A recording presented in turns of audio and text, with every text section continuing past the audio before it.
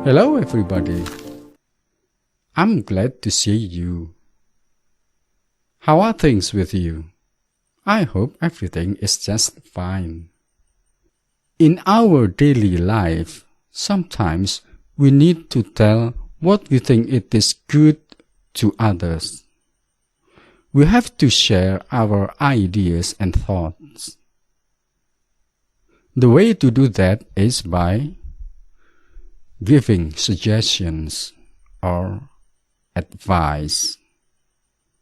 Oke, anak-anakku sekalian, selamat berjumpa dengan saya Mr. Mursid, Pak Mursid, dalam pembelajaran bahasa Inggris. Oke, dalam kehidupan kita sehari-hari, kadang kita harus menyampaikan sesuatu yang menurut kita baik kepada orang lain. Kita harus berbagi ide, gagasan, dan pemikiran pada orang lain. Cara melakukan hal itu adalah dengan giving suggestions or advice. Oke, jadi hari ini kita akan belajar bagaimana cara memberikan saran atau nasihat dalam bahasa Inggris. Okay, take a look at the following examples. Perhatikan contoh berikut.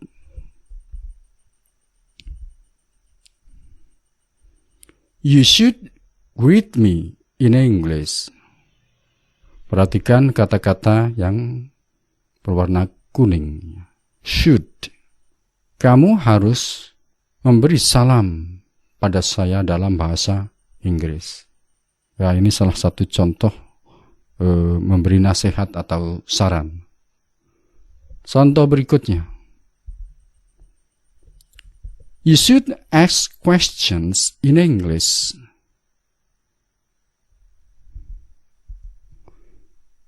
You should answer questions in English. You should take leave in English too.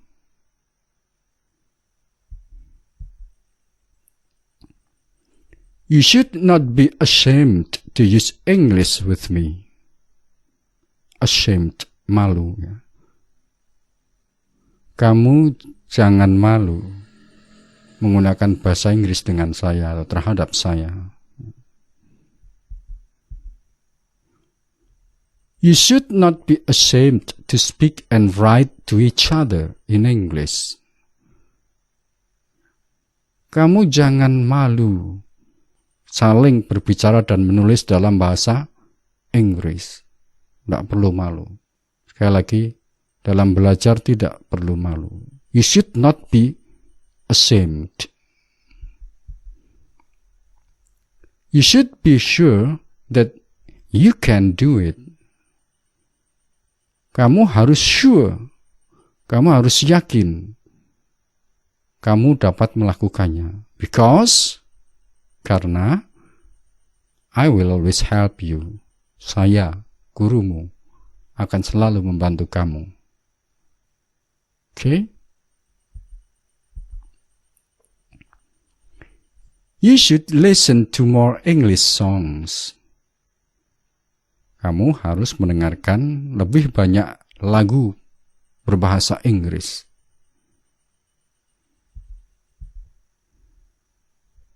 You should sing more English songs. Kamu harus menyanyikan lebih banyak lagu bahasa Inggris. Kamu harus menyanyikan lagu bahasa Inggris lebih banyak. More importantly, lebih penting lagi, you should understand the lyrics. Terlebih penting lagi, kamu harus mengerti liriknya. Maksudnya makna dari lagu tersebut.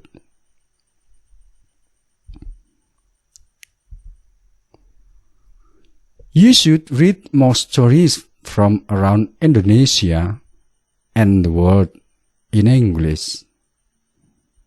Kamu harus membaca cerita-cerita dari seluruh Indonesia dan dunia dalam bahasa Inggris lebih banyak lagi. Sekali lagi, you should read more stories from around Indonesia and the world in English. Kamu harus lebih banyak lagi membaca cerita-cerita Indonesia dan dunia dalam bahasa Inggris. Oke, tadi sudah saya contohkan, setidaknya ini ada 11 contoh kalimat yang merupakan saran atau nasihat. Semua contoh tadi dari yang pertama sampai yang ke-11 menggunakan should. Perhatikan, kata should saya cetak dengan warna atau saya beri warna kuning. Kamu perhatikan. Ya. You should greet me in English. You should ask questions in English. You should answer questions in English. You should take leave in English too. You should not be ashamed to use English with me. You should not be ashamed to speak and write to each other in English. You should be sure that you can do it because I will help you. Because I will always help you. You should listen to more English songs. You should sing more English songs. More importantly, you should understand the lyrics.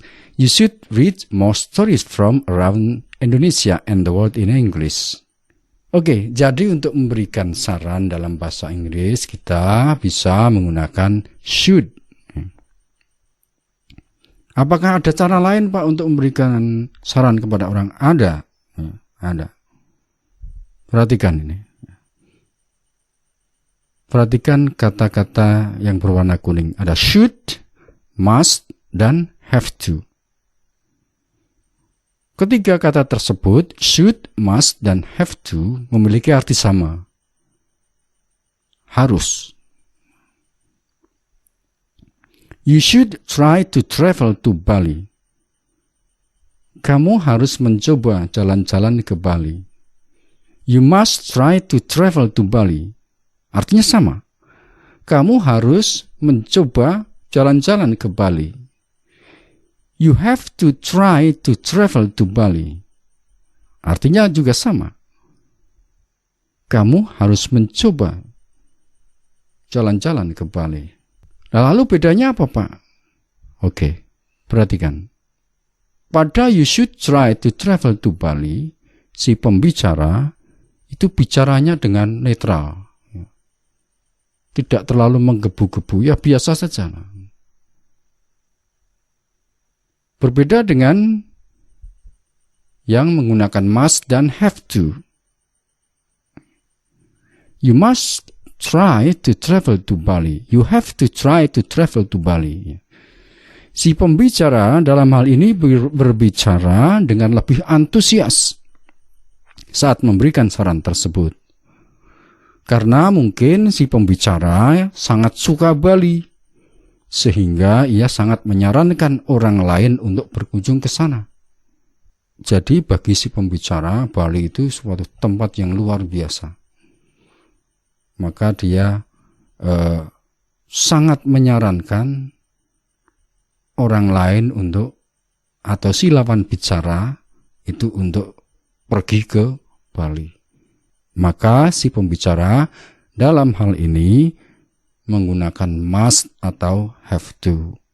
Bukan lagi menggunakan should. Kalau should tadi sudah saya bilang itu netral, biasa-biasa saja. Gitu. Oke? Bisa dimengerti ya? Kesimpulan. Secara umum kita bisa menggunakan should untuk menyatakan saran dan pendapat atau nasihat. Selain itu, kita juga bisa menggunakan must dan have to untuk menyatakan saran atau pendapat atau nasihat yang lebih kuat. Atau saat kita ingin sekali orang lain yang kita ajak bicara itu melakukan atau melaksanakan saran kita. Oke. Jadi sekali lagi, untuk giving suggestion or advice, untuk memberikan saran dan nasihat atau pendapat dalam bahasa Inggris, ada 3 kata penting. Yang pertama should, yang kedua must, yang ketiga have to. Tapi kebanyakan secara netral orang akan lebih banyak menggunakan kata should. Sekali lagi, kebanyakan orang menggunakan kata should. Kecuali apabila si orang tersebut, orang yang beri saran tersebut itu sangat menyarankan, maka si pembicara tadi bisa menggunakan kata must atau have to sebagai pengganti should. Oke, saya kira penjelasan singkat mengenai cara memberikan saran dan nasihat, pendapat dalam bahasa Inggris cukup ya, cukup.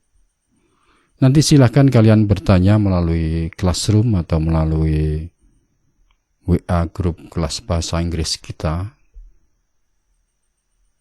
Silahkan bertanya di sana, pasti saya tanggapi. Okay, see you again in the next video.